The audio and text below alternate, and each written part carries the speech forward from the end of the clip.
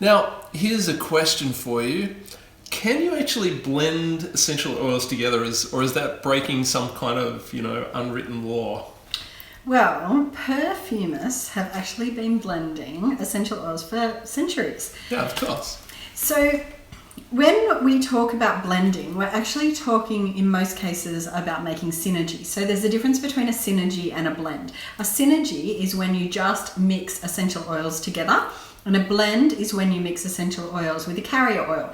Now, sometimes we use those words interchangeably, but in technical terms, a synergy is when we blend pure essential oils, and a blend is when we add a carrier oil. So many of Young Living's blends are actually what we call synergies. So there's no carrier oil in them? No, but there are some I did not know that do have a carrier oil in it. So they would technically be a blend. Okay, so why would we blend essential oils together? So sometimes we want the constituents of one single essential oil to match with a couple of other single essential oils, and when those constituents match, they give us different benefits. So rather than using the one essential oil, you get benefits from a whole heap of essential oils. The other thing that can happen is that your body could get used to one essential oil, and by mixing it with a few others, it's kind of like it mixes it up a little bit and your body doesn't get so used to it. Okay, so we talked about Stress Away and Copaiba. They were two things. I actually mixed those two things together.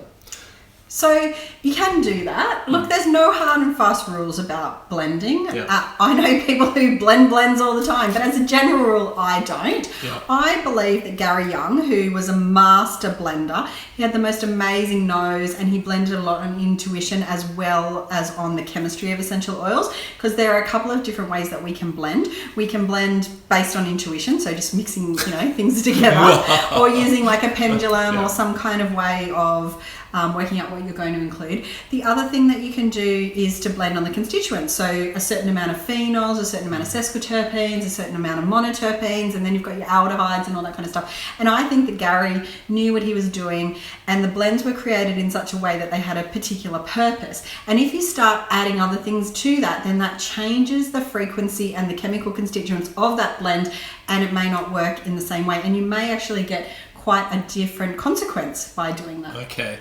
So let's talk about a blend today which doesn't smell that good, does it? Let's be honest, it doesn't smell great, but it's called DiGize, and it is an awesome blend.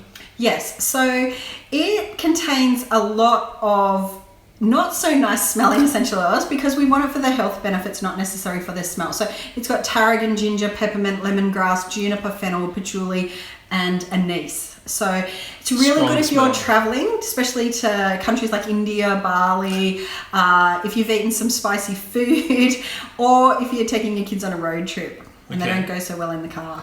And how would we use it?